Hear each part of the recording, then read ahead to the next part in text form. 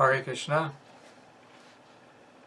We are now beginning with chapter 41 of the Nectar of Devotion, entitled Fraternal Devotion. The Nectar of Devotion was written by His Divine Grace, A.C. Bhaktivedanta Swami Prabhupada. When a devotee is permanently situated in devotional service, and by different symptoms of ecstasy, he has developed and matured a fraternal mellow or flavor in relationship with the personality of Godhead. His feeling is called fraternal love of Godhead. The impetus for such fraternal love of God is God Himself. When one is liberated and discovers his eternal relationship with the Supreme Lord, the Lord Himself becomes the impetus for increasing fraternal love. The eternal associates of the Lord in Vrindavan have described this as follows. Quote, "The Lord, Hari, whose bodily hue is like the Indranila jewel, whose smiling is as beautiful as the kunda flower, whose silk dress is as yellow as golden autumn foliage, whose chest is beautified with garlands of flowers, and who is always playing upon his flute. This enemy of the Aga demon is always attracting our hearts by wandering about Vrindavan." End quote. There are similar statements of fraternal love expressed outside the jurisdiction of Vrindavan. When the sons of Pandu, headed by Maharaj Yudhisthira, saw Krishna in his four-handed form on the battlefield of Kurukshetra, holding his conch shell, disc, club, and lotus flower, they completely forgot themselves and became merged in the ocean of nectarian happiness. This shows how the sons of Pandu, King Yudhisthira, Bhima, Arjuna, Nakula, and Sahadev, were all caught up in fraternal love for Krishna. Sometimes the different names, forms, paraphernalia, and transcendental qualities provoke fraternal love. For instance, Krishna's nice dress, his strongly built body, the all-auspicious symptoms on his body, his knowledge of different languages, his learned teachings in Bhagavad Gita, his uncommon genius in all fields of endeavor, his exhibition of expert knowledge,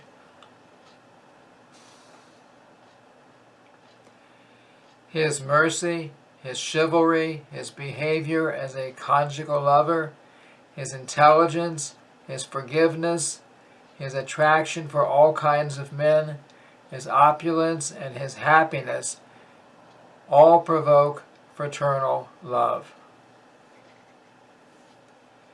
The impetus to fraternal love upon seeing the associates of Krishna in Vrindavan is also very natural, for their personal bodily features, their qualities, and their dress are all equal to Krishna's.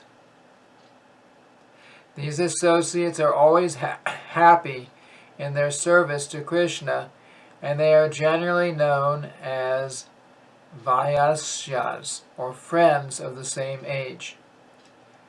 The Vaisyas are fully confident of protection by Krishna. Devotees sometimes pray, quote, "Let us offer our respectful obeisances unto the Vaisyas of Krishna, who are firmly convinced of Krishna's friendship and protection, and whose devotion to Krishna is ever fixed. They are fearless, and on a level equal with Krishna, they discharge their transcendental loving devotional service." End quote. Such eternal Vaisyas are also found beyond the jurisdiction of Vrindavan in places such as Dwarka and Hastinapur. Except for Vrindavan, all the places of Krishna's pastimes are called Puras, towns. Mathura and Hastinapur, the capital of the Kurus, are both Puras. Personalities like Arjuna, Bhima, Draupadi, and Sridham Brahmana, are counted among Krishna's fraternal devotees in the Puras. How the sons of Pandu, the Pandavas, enjoy Krishna's association is described as follows. Quote, when Sri Krishna arrived in Indraprastha, the capital of the Kurus, Maharaj Yudhisthira immediately came out to smell the flavor of Krishna's head. End quote. It is the Vedic custom that a superior smells the heads of his subordinates when the subordinates offer respect to the superior by touching his feet. Similarly, Arjuna and Bhima embraced Krishna with great jubilation, and the two younger brothers, namely Nakula and Sahadev, touched the lotus feet of Krishna with tears in their eyes and offered their respects. In this way, all the 5 Pandava brothers enjoyed the fraternal friendship of Krishna in transcendental mellow. Of the 5 Pandavas, Arjuna is the most intimately connected with Krishna. He has a nice bow called Gandiva in his hand. His thighs are compared to the trunks of elephants, and his eyes are always reddish. When Krishna and Arjuna are together on a chariot, they become celestial beauties, pleasing to the eyes of everyone. It is said that once Arjuna was lying on his bed with his head upon Krishna's lap, and was talking and joking with Krishna in great relaxation, enjoying Krishna's company with smiling and great satisfaction. As far as Vayasyas, friends in Vrindavan, are concerned, they become greatly distressed when they cannot see Krishna even for a moment. There is the following prayer by a devotee for the Vayasyas in Vrindavan. Quote, all glories to Krishna's Vayasyas, who are just like Krishna in their age, qualities, pastimes, dress, and beauty. They are accustomed to playing on their flutes made of palm leaves, and they all have buffalo horn bugles ornamented like Krishna's with jewels such as Indranila and with gold and coral. They are always jubilant like Krishna. May these glorious companions of Krishna always protect us. End quote. The Vayasyas in Vrindavan are in such intimate friendship with Krishna that sometimes they think themselves as good as Krishna. Here is an instance of such friendly feeling. When Krishna was holding up Govardhan Hill with his left hand, the Vayasyas said, quote, dear friend, you have been standing for the last 7 days and nights without any rest. This is very troublesome for us, because we see that you have undertaken a severely laborious task. We think, therefore, that you need not continue to stand in that way holding the hill. You can just transfer it onto Sudam's hand. We are very much aggrieved to see you in this position. If you think that Sudam is not able to support Govardhan Hill, then at least you should change hands. Instead of supporting it with your left hand, please transfer it to your right hand, so that we can give your left hand a massage. End quote. This is an instance of intimacy showing how much the Vayasyas consider themselves to be equal to Krishna. In Srimad Bhagavatam, 10th canto, 12th chapter, verse 11, Shukadeva Goswami tells King Parikshit, quote, "My dear king, Krishna is the Supreme Personality of Godhead to the learned transcendentalist. He is the supreme happiness for the impersonalist. He is the supreme worshipable deity for the devotee, and he is just like an ordinary boy to one who is under the spell of Maya." And just imagine, these cowherd boys are now playing with the Supreme Person as though they were on an equal level. By this, anyone can understand that these boys must have accumulated heaps of the results of pious activities to enable them to associate with the Supreme Personality of Godhead in such intimate friendship. End quote. There is a description of Krishna's feeling for his Vayasyas in Vrindavan.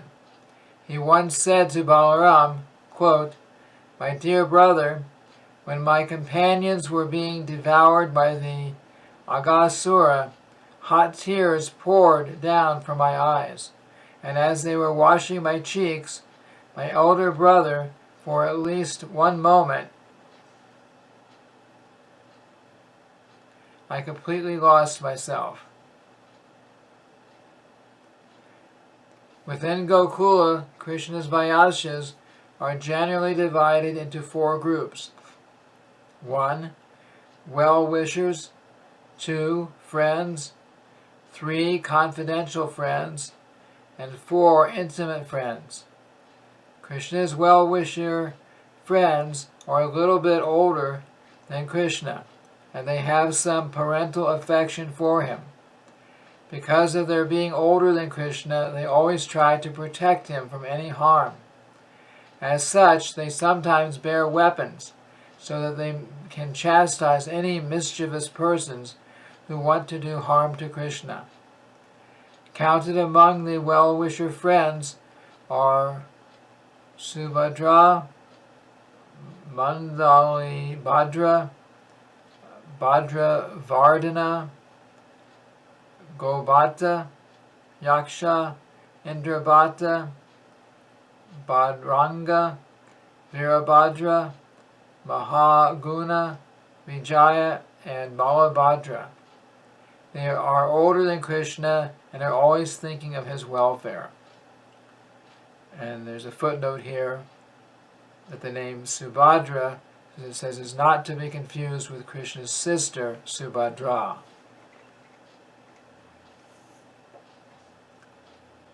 One of the elderly friends said, quote, "My dear Mandali Bhadra, why are you wielding a shining sword as though you were running toward Arishtasura to kill him? My dear Baladev, why are you unnecessarily bearing that heavy plow? My dear Vijaya, don't be unnecessarily agitated. My dear Bhadravardhana, there is no need to make these threatening motions. If you will all look more closely, you will see that it is only a thundercloud upon Govardhan Hill. It is not the Arishtasura in the shape of a bull, as you have imagined."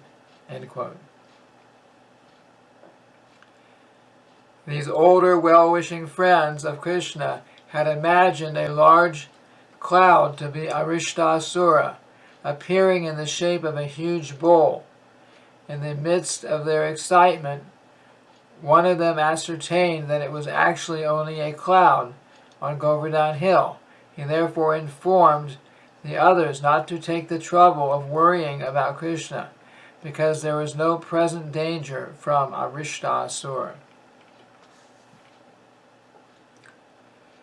Among the well-wisher friends, Mandali Bhadra and Balabhadra are the chiefs. Mandali Bhadra is described as follows. His complexion is yellowish, and his dress is very attractive. He always carries a stick of various colors. He wears a peacock feather on his head and always looks very beautiful. Mandali Bhadra's attitude is revealed in this statement. Quote, "My dear friends, our beloved Krishna is now very tired from working with the cows in the pasturing grounds and from traveling all over the forest. I can see that he is very fatigued. Let me massage his head silently while he is taking rest in his house. And you, Subal, you just massage his thighs." End quote. One devotee described the personal beauty of Baladev as follows. Quote, "Let me take shelter of the lotus feet of Balaram, whose beauty is enhanced by the earrings touching his cheeks. His face is decorated with tilak made from kasturi, musk, and his broad chest is decorated with a garland of gunja, small conch shells. His complexion is as white as an autumn cloud. He wears garments of blue color, and his voice is very grave. His arms are very long, touching his thighs, and he has shown his great strength by killing the Pralamba demon. Let me take shelter of this chivalrous Balaram." And there's a footnote. Balaram and Baladev are different names of the same expansion of Krishna. He is Krishna's elder brother. Baladev's affection for Krishna is illustrated in this statement to Subal. Quote, "My dear friend, please inform Krishna not to go to Kaliya's lake today. Today is his birthday, and so I wish to go along with Mother Yashoda to bathe him. Tell him he should not leave the house today." End quote. This shows how Balaram, Krishna's elder brother, took care of Krishna with parental love within the scope of fraternal affection. Friends who are younger than Krishna, who are always attached to him, and who give him all kinds of service, are called ordinary friends, or simple friends.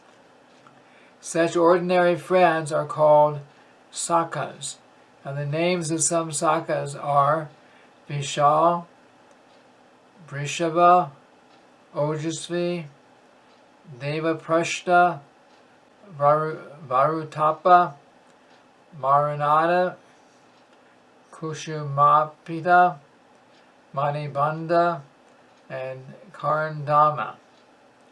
All of these Sakha friends of Krishna seek only to serve him. Sometimes some of them would rise early in the morning and immediately go to Krishna's place and wait at the door to see Krishna and to accompany him to the pasturing grounds. In the meantime, Krishna would be dressed by Mother Yashoda, and when she would see a boy standing at the door, she would call him. Quote, "Well, Vishal, why are you standing there? Come here." End quote. So with the permission of Mother Yashoda, he would immediately enter the house, and while Mother Yashoda was dressing Krishna, he would try to help put on Krishna's ankle bells, and Krishna would jokingly strike him with his flute. When Mother Yashoda would call, "Krishna, what is this? Why are you teasing your friend?" End quote. And Krishna would laugh, and the friend would also laugh. These are some of the activities of Krishna's sakhas. Sometimes the sakhas would take care of the cows who were going hither and thither. They would tell Krishna, quote, "Your cows were going off here and there," end quote, and Krishna would thank them. Sometimes when Krishna and his sakhas went to the pasturing ground, Kamsa would send a demon to kill Krishna. Therefore, almost every day there was a fight with some different kind of demon. and fighting with a demon, Krishna would feel fatigued. The hairs on his head would be scattered, and the Sakas would immediately come and try to relieve him in different ways. Some friends would say, quote, "My dear Vishal, please take this fan of lotus leaves and fan Krishna so that he may feel some comfort. Varutapa, you just brush the scattered hairs on Krishna's head, which have fallen upon his face. Vrishabha, don't talk unnecessarily.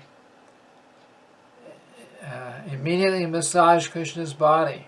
His arms have become tired from fighting and wrestling with that demon. Oh, just see how our friend Krishna has become tired." End quote. These are some examples of the treatment given to Krishna by the Sakas. One of the Sakas, known as Devaprashna, is described as follows. He is very strong, a ready scholar and very expert in playing ball. He wears a white dress and ties his hair into a bunch with a rope.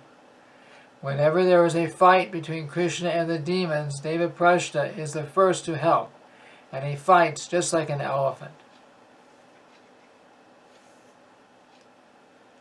One of the gopis once said to her friend, quote, "My dear beautiful friend, when Krishna, the son of Maharaj Nanda, was taking rest within the cave of a hill, he was keeping his head on the arms of Sridham, and he was putting his left hand on Dhamma's chest. Taking this opportunity, Devaprashna, out of his strong affection for Krishna, immediately began to massage his legs." End quote. Such are the activities of Krishna's friends out on the pasturing grounds. The more confidential friends are called Priya Sakas and are almost Krishna's age. Because of their very confidential friendship, their behavior is only on the basis of pure friendship. The behavior of other friends is on the ground of parental love or servitude. But the basic principle of the confidential friends is simply friendship on an equal level.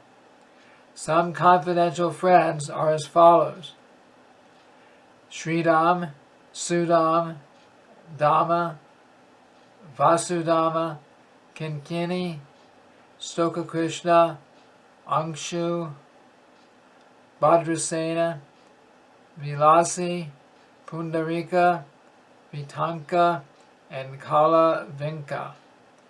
By their various activities in different pastimes, all of these friends used to give transcendental pleasure to Krishna.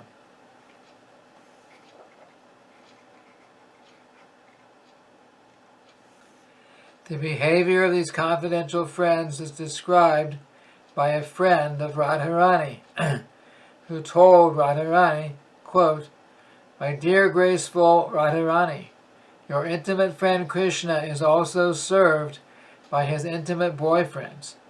Some of them cut jokes with him in mild voices and please him very much by this." End quote. For example, Krishna had one Brahmana friend whose name was Madhu Mangala. This boy would joke by playing the part of a greedy Brahmana. Whenever the friends ate, he would eat more than all the others, especially ladus, of which he was very fond. Then, after eating more ladus than anyone else, Madhu Mangala would still not be satisfied, and he would say to Krishna, quote, "If you give me one more ladu, then I shall be pleased to give you my blessings so that your friend Radharani will be very much pleased with you." End quote.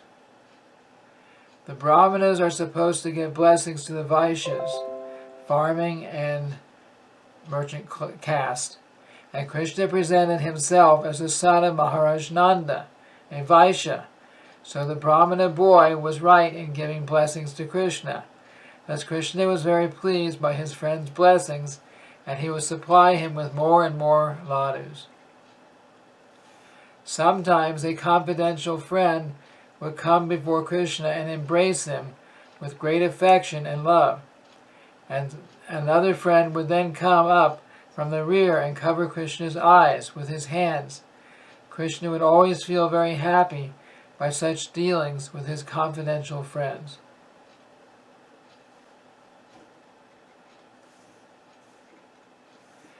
Out of all these confidential friends, Sridham is considered to be the chief. Sridham used to put on a yellow-colored dress. He would carry a buffalo horn, and his turban was of a reddish copper color. His bodily complexion was blackish, and around his neck there was a nice garland. He would always challenge Krishna in joking friendship. Let us pray to Sridham to bestow his mercy upon us. Sometimes Sridham used to address Krishna, quote, "Oh, you are so cruel that you left us alone on the bank of the Yamuna, and we were all mad from not seeing you there. Now it is our great fortune that we are able to see you here. If you want to pacify us, you must embrace each one of us with your arms. But believe me, my dear friend, a moment's absence from you creates great havoc, not only for us, but for the cows also. Everything becomes disarranged, and we become mad after you." End quote. There are other friends who are still more confidential. They are called Priya Narma, or intimate friends. Counted among the Priya Narma friends are Subal, Arjuna, Gandharva, Vasanta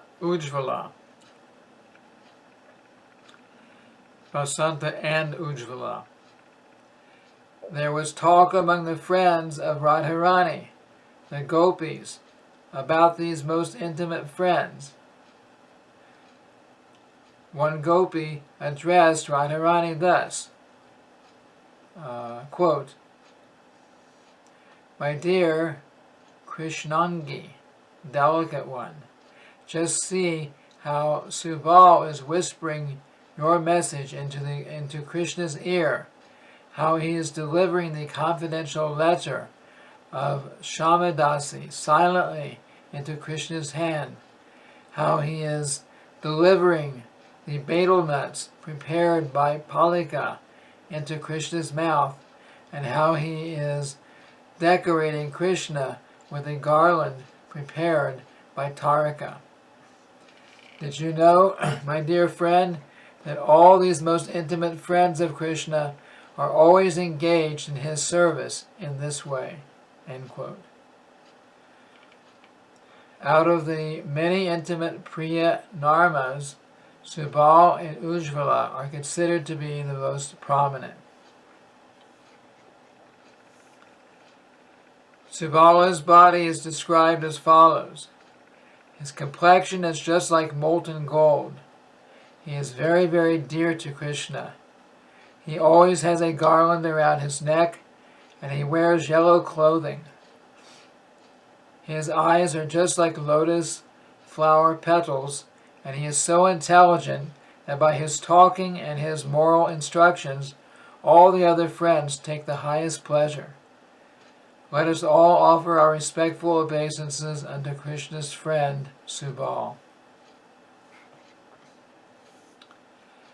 The degree of intimacy shared by Krishna and Subal can be understood by the fact that the talks between them were so confidential that no one else could understand what they were saying. The description of Ujjvala, another intimate friend, is given as follows. Ujjvala always wears some garment of orange color, and the movements of his eyes are always very restless. He likes to decorate himself with all kinds of flowers. His bodily hue is almost like Krishna's, and on his neck there is always a necklace of pearls. He is always very dear to Krishna. Let us all worship Ujjvala, the most intimate friend of Krishna. About the confidential service of Ujjvala, this statement is to be found, addressed by Radharani to one of her friends. Quote, "My dear friend, it is impossible for me to keep my prestige. I wanted to avoid talking to Krishna any more, but just see, there again is his friend Ujjvala coming to me with his canvassing work. His entreaties are so powerful that it is very difficult for a gopi to resist her love for Krishna, even though she may be very bashful, devoted to her family duties, and most faithful to her husband." End quote. The following is a statement by Ujjvala showing this jubilant nature. Quote, "My dear Krishna, O killer of Aghasura, you have extended your loving affairs so much that you can be compared to the great ocean, which is without limitations. At the same time, the young girls of the world, who are all searching after the perfect lover, have become just like rivers running into the ocean. Under the circumstances, all these rivers of young girls may try to divert their courses to some other places, but at the end they must come unto you." End quote. Among the groups of different friends of Krishna, some are well known from various scriptures, and some are well known by popular tradition. There are three divisions among Krishna's friends. Some are eternally in friendship with Krishna, some are elevated demigods, and some are perfected devotees. In all of these groups, there are some who by nature are fixed in Krishna's service and are always engaged in giving counsel. Some of them are very fond of joking and naturally cause Krishna to smile by their words. Some of them are by nature very simple, and by their simplicity they please Lord Krishna. And some of them create wonderful situations by their activities apparently against Krishna. Some of them are very talkative and always arguing with Krishna and creating a debating atmosphere, and some of them are very gentle and give pleasure to Krishna by their sweet words. All these friends are very intimate with Krishna, and they show expertise in their different activities, their aim always being to please Krishna. So this ends the reading of the Nectar of Devotion, chapter 41, entitled Fraternal Devotion. Thank you very much. Hare Krishna.